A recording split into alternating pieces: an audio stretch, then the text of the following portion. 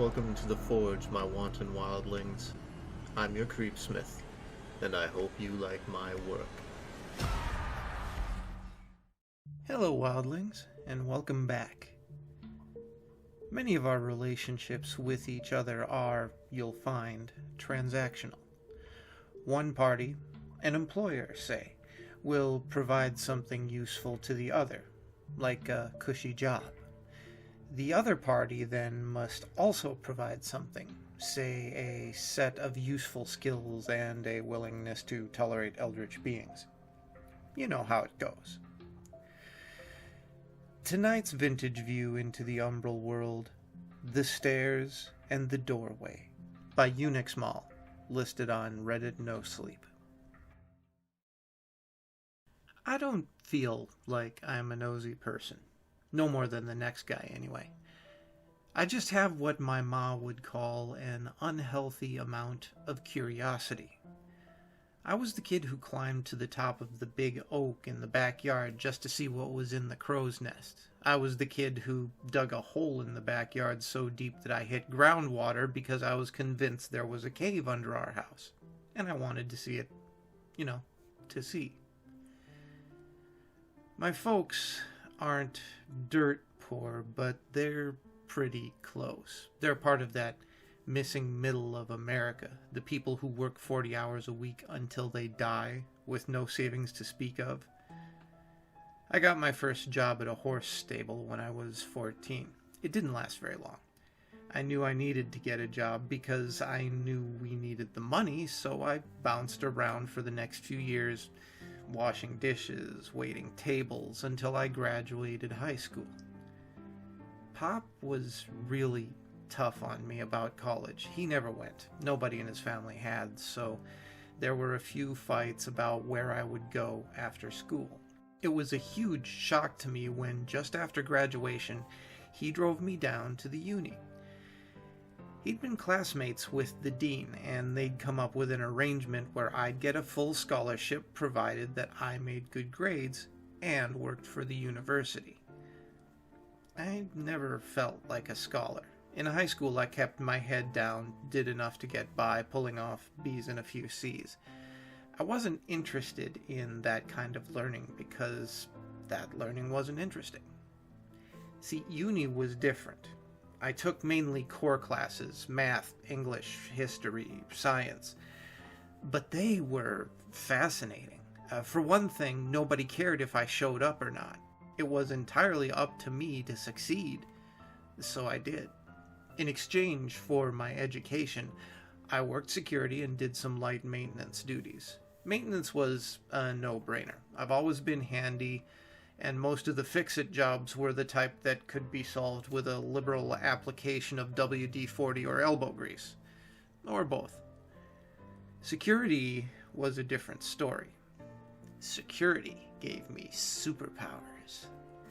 The job itself was pretty easy. I got a uniform, a badge, a flashlight, and Ma gave me some keychain mace for my birthday. No, I did not get a gun. They weren't allowed on campus anyway. I worked mostly nights and weekends and doubles during long holiday breaks. I was to walk around the full campus twice a night, checking the labs, the computer center, and the library. The rest of my time was pretty much my own. There were two other guards, Jake and Al, but they worked different shifts from me. We had overlap nights on Wednesday nights where we'd get together for about an hour to discuss any major events or changes. There might have been some beer at those meetings, but I'm underage and you can't prove anything. Jake mostly worked the day shift and Al worked swings and some overnights during the week. Jake was a younger guy training to be on the local police force, so he took his job pretty seriously. On the other hand, I'm pretty sure Al mostly slept during his shifts. Al was 2 years older than Dirt, so he deserved his rest.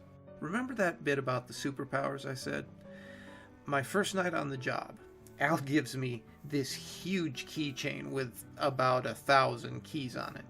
It weighed about 5 pounds and it was secured to my belt with a heavy-duty metal chain. "Don't lose that keychain, kid," Al said. You got the keys to the kingdom right there. Any door that don't open, you don't want to go in.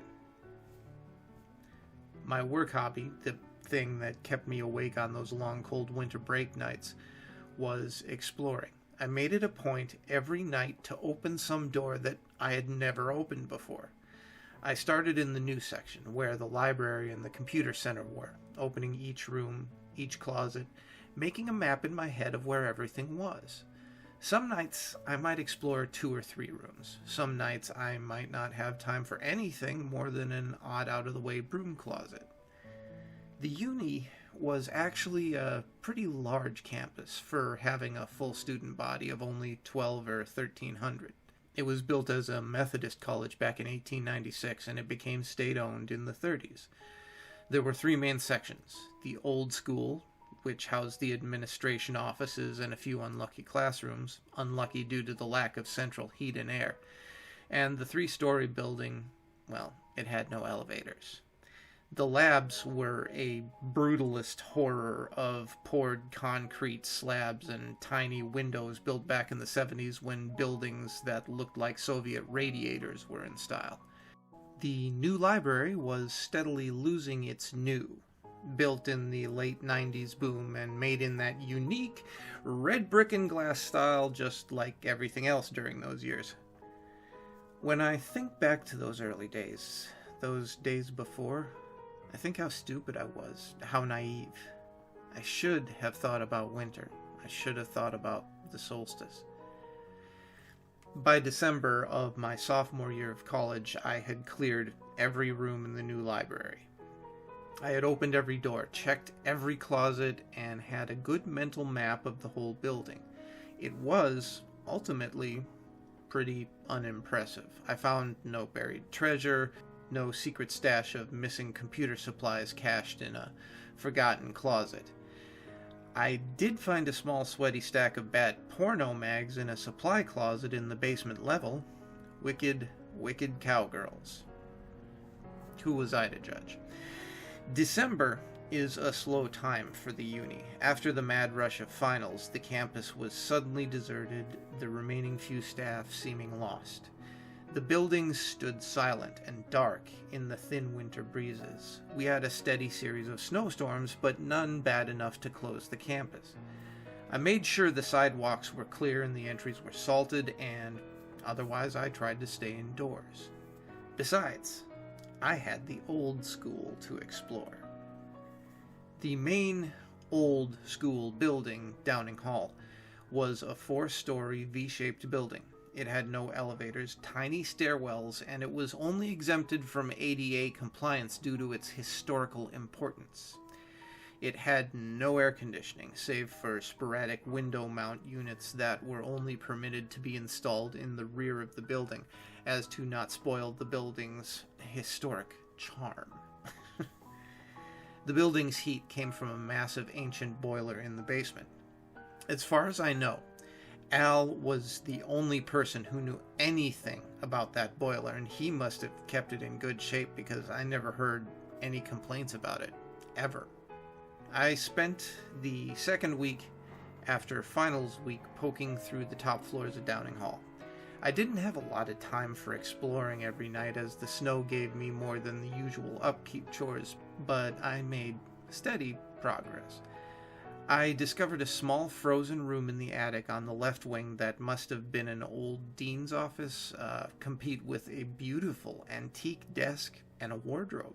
I checked both, thinking I might find something historic to give to the dean, but the wardrobe was empty save for a moth-eaten wool scarf, and the desk's contents were limited to a few old newspapers and some tax forms from the 1950s. A level below, on the building's 4th floor, I found 24 small, empty classrooms. In my handyman's mindset, I checked the windows for loose glass panes and for water or rodent damage. I fully expected to see rat droppings or at least some insect damage, but I found none. The 2nd and 3rd floors were much the same, except the rooms on the rear of the building were air-conditioned and thus actively used for classes when school was in session. The main floor was administration, and included the dean's office. I thought it wise not to snoop around in my boss's office or in payroll, so I skipped a lot of those rooms. I made my way down the stairwell to the basement using my superhero keychain and opened the heavy door and went down. The basement of Downing Hall was different from the new library.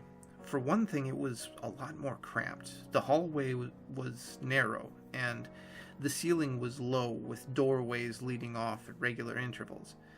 I checked every room, flipping the old 2-button switches to on, using my flashlight on dark corners. I'd carried a few packs of spare light bulbs, the new fancy CFC bulbs, in my satchel, thinking to replace any bulbs that had burned out, and save the environment while I was at it. The little rooms mostly contained junk. Spare desks, filing cabinets full of 40 and 50-year-old papers, old holiday decorations, and so forth, lit by naked hanging bulbs. Now, I'm not an imaginative kind of guy. I guess that I'm pretty smart. I made straight A's in my college courses, but it never occurred to me to be scared here. I didn't think I'm alone in a creepy old basement. This was my place. It was my job and my hobby. It all seemed normal. By the night of the 20th of December, I had made my way to the boiler room. The furnace was a massive monstrosity of iron and rivets, pipes and gauges. It was hellishly hot in that room and equally loud. It was, however, very neat and very clean. Al kept it that way because, as he said, a clean boiler lets you get more shut-eye. The furnace had been converted from coal to gas at some point, but the soot had stained the walls of the room, and the old coal chute still opened in one of the corners. I had no intention of giving the boiler room more than a glance. I'd been in there dozens of times, and there was really nothing for me to see, just a workbench and the furnace itself, when I noticed a small door to the back and left behind the furnace. Well, that's weird, I thought to myself. I'd never seen that door before, but then again, I'd never really stood in that particular spot beside the workbench, and I'd never really looked. The door was smaller than a normal door, maybe 5 feet tall, painted in the same non-color drab gray-brown of the walls, and it was made of metal, just like the other doors in the basement. I went over to it, touched the handle. I think the body knows sometimes when things are wrong. Have you ever had that feeling like you're being watched, when you know that you're totally alone and nobody can see you, but you still feel eyes on you?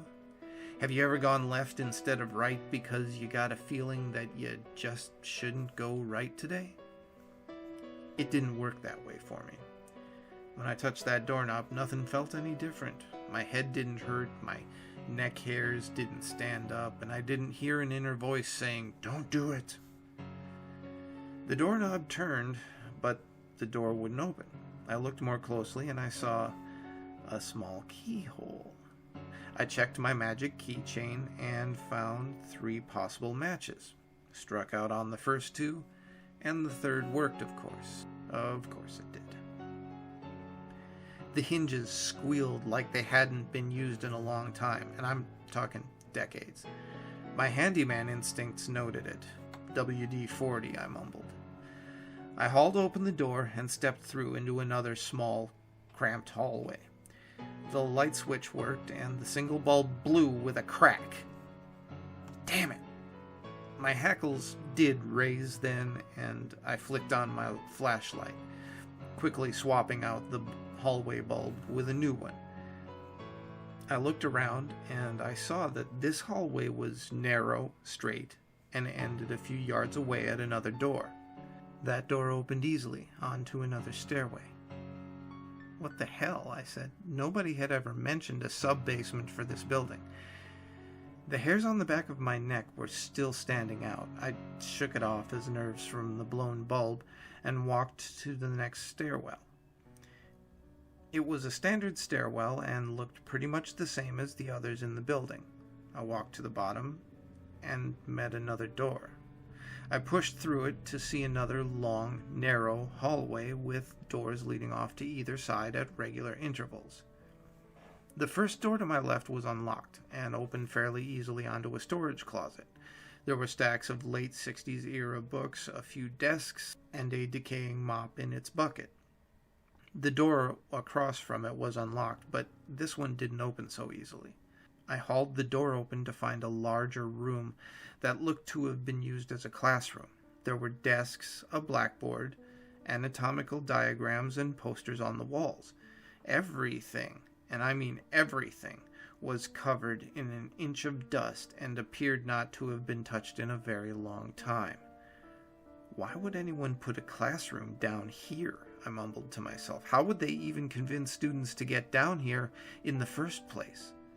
I remember thinking at that point that I must have somehow discovered a back way into the other wing of the V-shaped Downing Hall. Maybe this is where the old science classes were held before the labs were built? I moved on to the next set of rooms. They were both classrooms, abandoned, dust-covered, and mostly empty.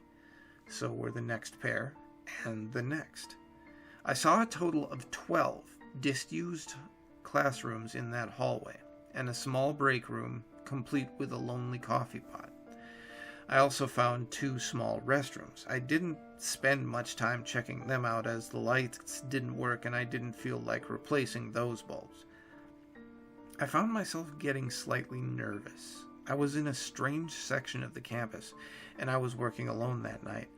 In the back of my mind, I couldn't truly justify the existence, the waste of a whole floor full of unused classrooms.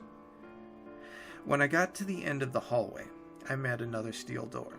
I opened it and saw another stairwell. I was fully expecting this one to go up to connect to one of the other main stairwells in Downing Hall. Only this stairwell went down. This was the point I remember at which I began to get scared. No way. There's no way these stairs go down. How would anybody even get down here? Here, here, here. The stairwell echoed at me. I should have checked the time. I should have been concerned with finishing my rounds. I should have been hungry for lunch. I should have run. I started to climb down the stairs. This stairwell was unlit and appeared to be much older and in much worse condition than the others. It was also longer, much longer. After a few minutes of walking down the steps, I began to count them. After every 12 steps, there was a small landing, a turn, and another set of steps down. After 10 landings, I reached another door. It was unlocked and opened easily. The hinges squealed and the echoes died like lost things in the dark. I groped against the left wall for a light switch, but there was none. I checked the right, and the wall was equally smooth. I cast the flashlight around, but I saw nothing. Nothing forward, nothing to either side, and nothing above. I snapped my fingers, listening for the echo. I may or may not have heard one. I slowly came to realize that the room into which I'd stepped was enormous, cavernous, possibly the biggest structure that I'd ever physically entered. I shrank back to the doorway for a moment. This room can't be here, I said to myself. I started to think about going back, but I also started to think about wanting to know what was in here. I took a step forward, and another, until I was walking steadily into the room. I kept a steady pace, counting my steps. I looked over my shoulder every few yards, using the light from the open doorway to orient myself, and walked slowly for 100 yards, then 200, until I saw a dim glow ahead. The glow got faintly brighter and larger as I walked toward it. Another 100 yards, and 3 more passed until I could make out a small, dim light bulb near a door. That door was of a different type entirely. It was huge, 14 feet tall at least, and half again as wide. The surface was black metal, studded with rivets and bolts mounted on huge hinges.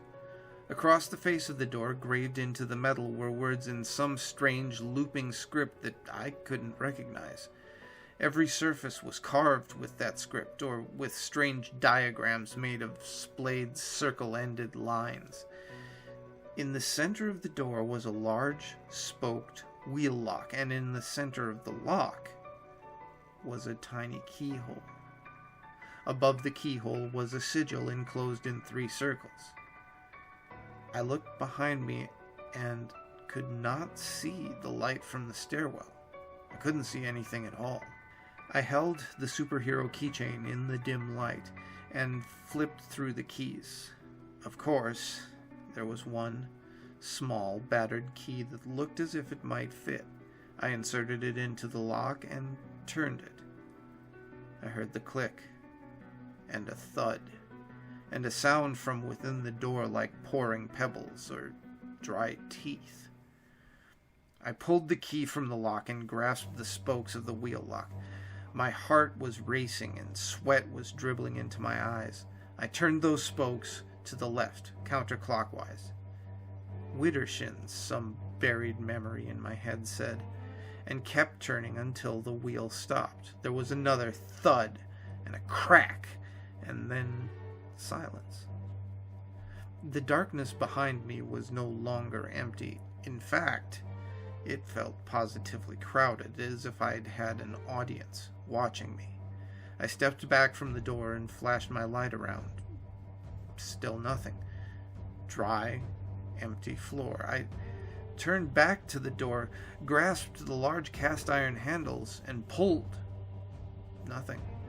I tried harder, putting all of my weight into the pull, and at the last moment, at the very end of my strength, I heard another crack, and the door groaned open on a draft of cool, stinking air.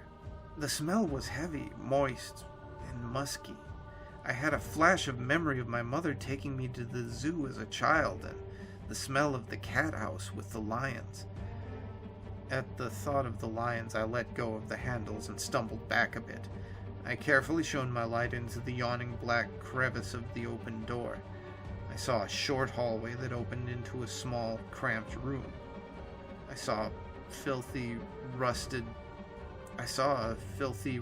metal chair. I saw bones. Small bones.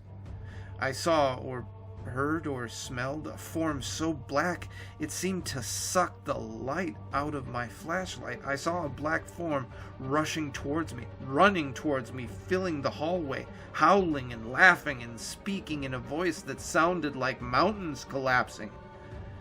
I remember fangs and words that turned my bones to rusted glass. I remember feathers and a hand with too many fingers, jeweled with something unspeakable. And the smell, the stink of something long caged. I remember wings. I don't know how long I wandered in that dark, alone under hundreds of feet of rock. There was no light. There was no way to judge time. My flashlight was dead, and my cell phone, and even the small specks of luminescent paint on my cheap wristwatch were dark. There was something wrong with my right leg. It hurt, but I couldn't see enough to find out why. I kept hearing that audience there in the cavernous room. I screamed at them. I felt one of them touch my face, and I threw my flashlight at it. The flashlight bounced and rattled and became still, somewhere that I was not. Something laughed later. I raved and screamed, but I didn't throw anything else. I found the doorway after hours or days of crawling. There were no lights in the stairwell. And then, after years of climbing, I crawled into that first forgotten hallway. I sliced my fingers on the crushed remains of the light bulbs that I'd packed in my satchel. I crawled down the hallway and reached the next stairwell. Then I hauled myself up them and finally got out into the boiler room. When I staggered out of Downing Hall, 2 full days after going in, it was into the dim winter daylight and a full police presence. 5 people had been found dead on and around the campus. All had been brutally, savagely murdered, bodies splayed open, viscera missing. The teeth marks suggested a wild animal, but the murder scenes and the body positioning also displayed a certain intelligence to them. There was also the writing, carved into the flesh when it was not yet dead meat. The cops wouldn't talk about the writing. The cops wouldn't talk to me either. Not afterwards. When they first saw me stumble out into the daylight covered in blood, they assumed that I had been the perpetrator. They quickly changed their assumptions when their medics pointed out the green stick fracture, the dehydration, the concussion, and the obvious shock. The cops asked a lot of questions, and I answered as best I could. I told them about the door in the boiler room. They couldn't find it. They showed me the bare, smooth wall from where I had crawled, dazed and broken. My tracks stopped at that wall. 2 cops tried breaking through the wall in that spot, only to meet old brick, and past that, older earth.